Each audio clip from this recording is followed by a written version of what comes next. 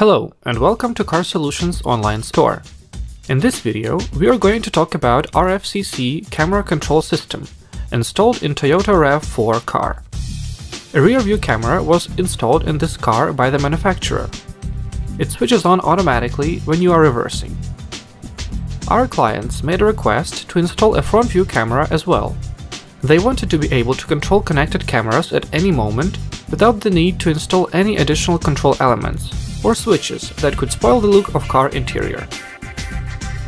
We suggested the brand new RFCC system, developed by Kermes Lab. It does not interfere with any OEM functions and offers fast and simple plug-and-play connection. RFCC lets you connect a front view camera. It works with both OEM and aftermarket rear view cameras and has two modes of controlling connected cameras. In automatic mode, connected cameras are switched on automatically. Front view camera switches on when the driver switches from reverse to the first gear, or drive. Camera image will remain on the screen either for a set amount of time, 20 to 30 seconds, or after the car reaches a speed of 20 km per hour. In combined mode, the driver can switch between camera images at any moment using Mode, Seek Up and Seek Down buttons on the steering wheel.